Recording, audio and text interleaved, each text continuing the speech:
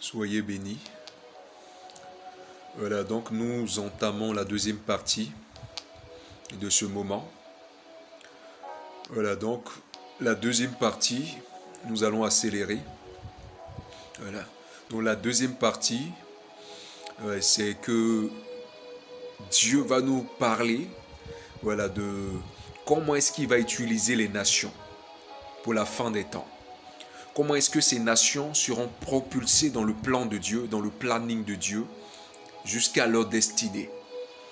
De la même façon que Dieu prédestine la destinée de l'homme, c'est comme ça Dieu aussi prédestine, selon ce qu'il m'a dit, la destinée des nations. Voilà, donc voici une nation telle que le Congo, de laquelle nous allons parler.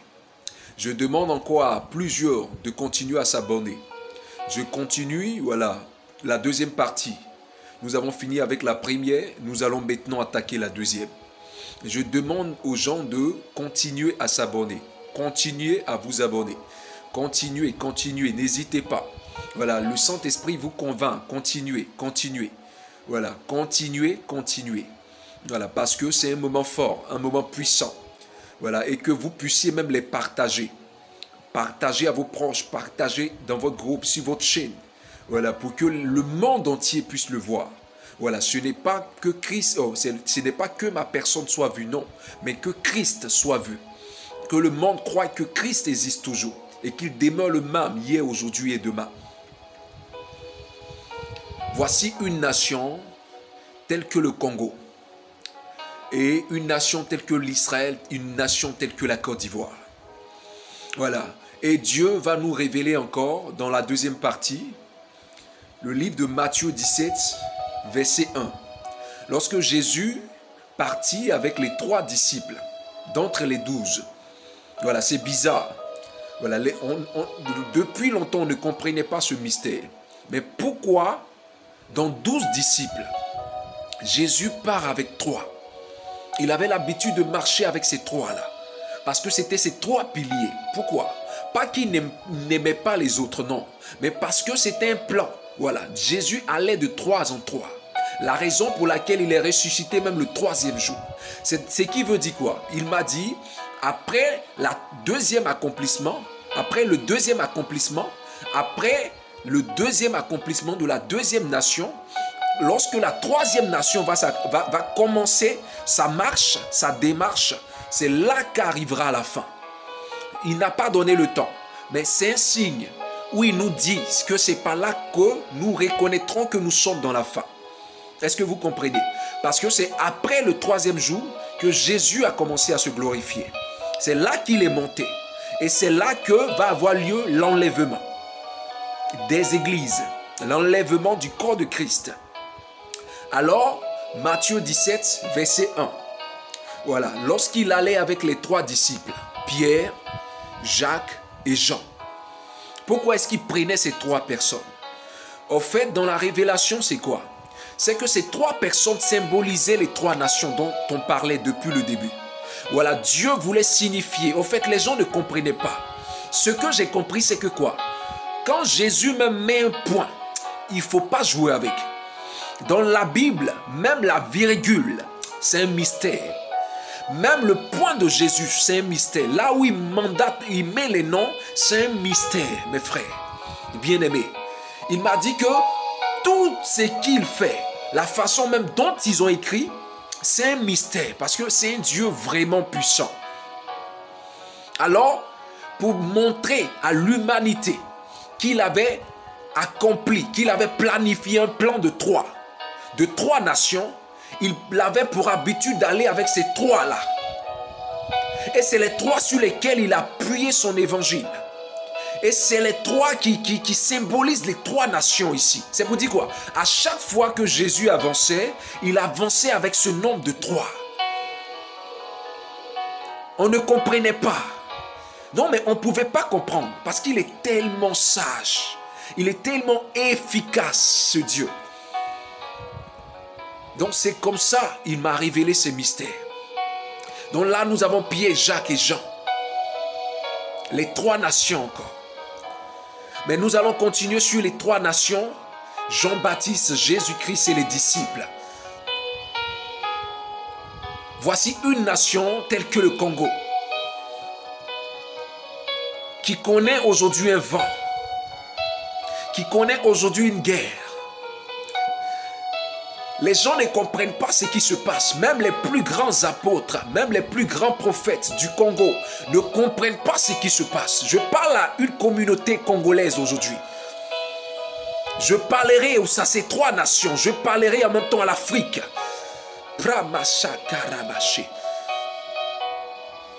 Je vois des personnes qui, même à la chair, commencent à se poser des questions. Mais est-ce que l'ONU ne voit pas notre situation?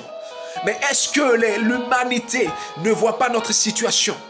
Mais pourquoi est-ce que les Blancs ne disent rien? Il y a la guerre à l'Est. Pourquoi est-ce que les gens ne disent rien? La crise du Congo est comme si personne ne voyait cela. Congolais, Congolaises, je vous dis par la parole que Dieu m'a révélée. La crise en ce moment qui se passe au Congo n'est pas un hasard. De même, le Seigneur m'a dit, de même que Jean-Baptiste a connu la mort, de même vous connaîtrez la mort. Parce que sur votre épaule, il y a un lourd fardeau. Parce que Dieu vous donne une grande mission. Dieu vous donne une mission pas possible comme Jean-Baptiste.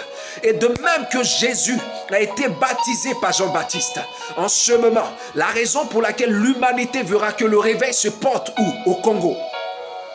Parce que c'est Jean-Baptiste qui fut le premier à apporter le premier réveil. Et c'est après lui que Jésus connut son réveil. C'est après lui que la renommée de Jésus s'est répandue. Alléluia. Alors c'est là que les gens vont comprendre. Alors c'est là, j'ai compris que ce que Dieu disait n'était pas du jeu. Voilà, parce que Dieu, les mystères de Dieu sont insondables. La raison pour laquelle Jean-Baptiste fut celui qui baptisait Jésus. Et c'est après son baptême que la renommée de Jésus se répandit.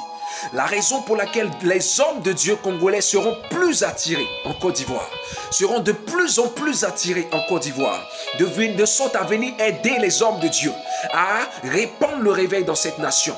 Et avant cela, le Congo, qui est le Congo, va connaître un moment de lourdeur, un moment de persécution.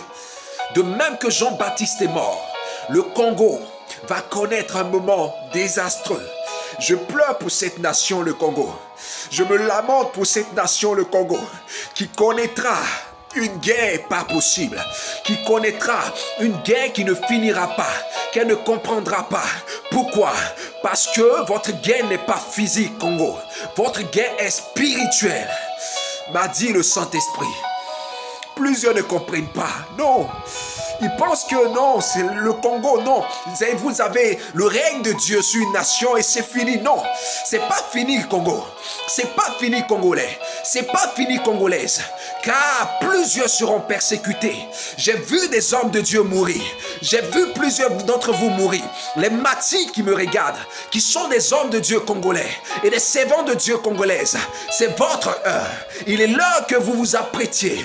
Il est l'heure que vous glorifiez le roi des rois. Car c'est un combat, c'est une mission spirituelle. Le Congo a un mandat qui est de passer par ce désert, qui est de passer par cette traversée douloureuse. Plusieurs hommes de Dieu vont mourir. Plusieurs vont pleurer. Plusieurs seront emprisonnés, Congo. Plusieurs martyrs seront mis à mort à cause de Jésus-Christ de Nazareth, à cause du Dieu Tout-Puissant. Ce pays, la crise que traverse cette nation, le Congo, n'est pas physique. Aucun ne viendra à votre secours. C'est Jésus seul. C'est Jésus seul. De la même façon, Jean-Baptiste a été décapité. Plusieurs seront décapités de cette même façon. J'ai vu de mes yeux plusieurs emprisonnés. J'ai vu de mes yeux plusieurs combattus. J'ai vu de mes yeux plusieurs accusés. J'ai vu de mes yeux plusieurs décapités. Je pleure pour cette nation. Je pleure pour cette nation. Ah. Je pleure pour cette nation, le Congo. Rabashebo Sentabababa. Prebo Soroboshe. Sintebo Rabababa. Je pleure pour cette nation. Je pleure pour cette nation. Que le Saint-Esprit vous soutienne. Telle est votre mission. Telle est votre mission. À l'instant où je parle, le Saint-Esprit commence à toucher plusieurs. Les martyrs. Plusieurs. À qui Dieu révèle cela. Plusieurs. À l'instant, je ne dis pas demain. À l'instant. Ribache kerebo sonta bababae. Promo sonta bababae. Jesus Christ. Cette nation connaîtra une persécution horrible. Le Congo connaîtra une persécution horrible. Ramachakaba. Après cette persécution, Jésus-Christ et sa renommée vont se répandre. De la même manière que l'histoire de Jésus s'est tournée. Tout ça a été vécu parce que c'était des mystères des nations. La renommée de Jésus va se répandre. Après cela, la renommée de la Côte d'Ivoire va se répandre. Plusieurs nations connaîtront cette nation. La Côte d'Ivoire va répandre notre réveil à un haut niveau. Ce n'est pas parce que c'est ma nation, mais c'est parce que Jésus me l'a révélé. Et à l'instant, pendant que je parle, des milliers de vies sont touchées. Des personnes même qui sont dans d'autres continents, dans d'autres nations. Dieu commence à vous révéler cela. Car Jésus est puissant, mes bien-aimés. Jésus est puissant. La Côte d'Ivoire va connaître une renommée. Mais avant de connaître cette renommée, la Côte d'Ivoire connaîtra un moment de silence. Et c'est ce moment de silence que nous sommes en train de vivre. Un vent va souffler. Un vent va souffler. J'ai vu ce vent souffler. Ce pays qui a connu des moments difficiles. Ce pays qui a connu des moments de percussion. Ce pays qui a connu un moment de difficulté. Un moment de vent impétueux. Ce pays qui a connu un moment de difficulté, là où ce vent a soufflé, là où plusieurs vents a soufflé, va connaître encore un autre vent. J'ai vu ce vent venant du nord, avant même que les gens ne puissent publier. Je savais ce qui se passait. Plusieurs personnes m'ont appelé. J'ai dit, la Côte d'Ivoire connaîtra un vent. La Côte d'Ivoire va connaître encore un vent horrible plus que le premier. Un vent qui emportait les maisons. Un vent qui emportait les maisons qui n'étaient pas construites sur le roc. J'ai vu plusieurs tomber, rabâchés. J'ai vu plusieurs grandes tomber, les grands hommes de ce pays tomber. J'ai vu plusieurs femmes tomber, plusieurs enfants tomber. Un vent va souffler. Et il va souffler. Les Ivoiriens se sont dit, c'était fini, non. Non, on a connu cette guerre, donc c'est fini, non, plus rien ne va reprendre. Mais qui vous a dit que Dieu a fini avec vous, Côte d'Ivoire? Cette nation ne pourra pas échapper au plan divin de Dieu. Voici une nation qui n'échappera pas au plan divin de Dieu. Voici une nation qui n'échappera pas au plan divin de Jésus-Christ de Nazareth. Car le plan de Dieu est parfait. Le plan de Jésus-Christ est parfait. Cette nation va connaître encore des tribulations dans la chair. Cette nation va connaître un vent plus terrible que l'ancien vent, car Dieu va nettoyer. Le Saint-Esprit va nettoyer. J'ai vu ce vent venir du nord. Ce vent venir du nord. Ce vent se répand sur l'entièreté de cette nation. Lorsqu'on dira le nord est attaqué, les gens verront leur armée là-bas. Lorsque là-bas, l'armée sera là. L'armée sera encore attaquée l'autre côté. Les gens ne comprendront pas ce qui se passe. Les gens ne comprendront pas la crise de cette nation. Lorsque le nord sera attaqué et que les gens verront les armées, l'ouest sera attaqué. Et après l'ouest, l'est sera attaqué. Après l'est, le sud sera envahi. Mais le nord sera beaucoup attaqué. J'ai vu beaucoup de morts au nord. J'ai vu les 4 points signalés. Le Seigneur m'a dit, voici ces 4 points seront retenus. Et des étrangers viendront envahir cette nation. Le Seigneur enverra des armées étrangères. Ramacha. Ramachebo sabababa. Prebo sonta bababa.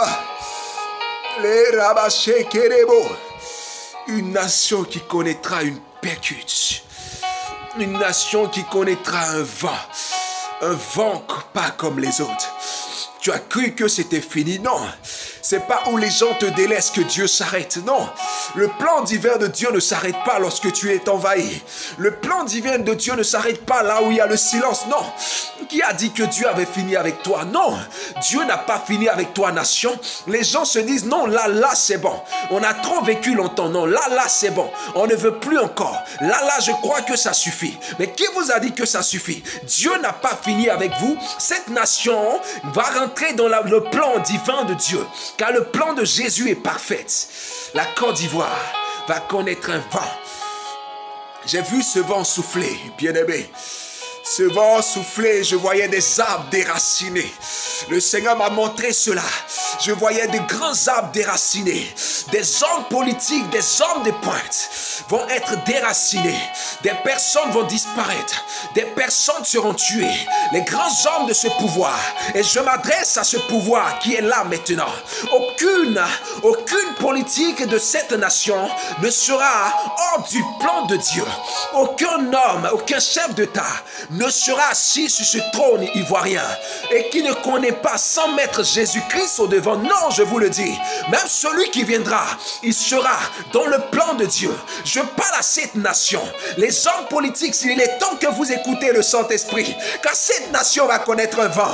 Qui vous a dit que quelqu'un viendra sur ce trône, le trône de cette nation, le trône choisi par Dieu, avec des idolâtries pas possibles, avec des meurtres, avec le sang dans la main? Non, Jésus n'acceptera pas cela, car un vent va souffler. Un vent va souffler. J'ai vu des personnes mourir. J'ai vu des personnes mourir. Ramacha, j'ai vu des personnes tomber. J'ai vu plusieurs personnes tomber. C'était comme un vent qui soufflait. Ça emportait les maisons en bois. Ça emportait les maisons qui n'étaient pas bâties sur le roc. Je voyais des femmes enceintes sur lesquelles les arbres tombaient. Je voyais des hommes qui tombaient. Je voyais des milliers de sang. C'était comme dans une forêt. Et le Seigneur m'a dit, attache-toi à l'arbre. Et je me suis attaché à l'arbre. Et il m'a dit que cet arbre symbolisait Jésus-Christ. Et je me suis attaché à cet arbre. Plusieurs couraient pour venir vers moi, bien-aimé. Et arriver vers moi.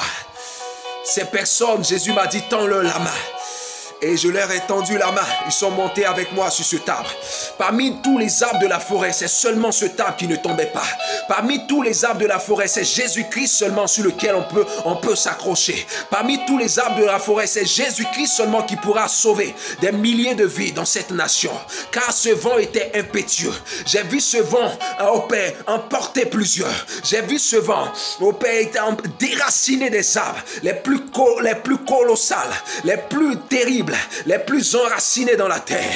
Mais Jésus-Christ a sauvé des vies. Je voyais des milliers de personnes mourir. Je voyais des milliers de personnes mourir. Ce vent va souffler. Cette nation qui a connu un moment difficile va connaître un moment de percussion. Cette nation sera percutée. Cette nation sera percutée. Cette nation sera délaissée par ce vent. Ce vent va encore raser. Ce vent va nettoyer Côte d'Ivoire. Et après ce vent, la Côte d'Ivoire va connaître le règne de Dieu. La renommée du Saint-Esprit va se répandre. La renommée du Saint-Esprit va se répandre. Des gens connaîtront la gloire de Dieu. Les gens connaîtront la puissance de Dieu. les gens connaîtront le Seigneur Jésus-Christ ressuscité. Les gens parleront de lui. La renommée du Saint-Esprit va se répandre dans cette nation. La renommée de Jésus-Christ va se répandre dans cette nation. Et cette nation va connaître une percée au niveau des affaires, au niveau des hommes de Dieu. Des personnes qui connaîtront une percée. La Côte d'Ivoire va répandre le règne de Dieu, opère le règne divin dans toutes les nations. C'est en ce moment que cette nation va commencer à aller de nation en nation, afin de répandre le règne de Dieu. Afin de répandre le règne de Dieu. De cas de cette nation.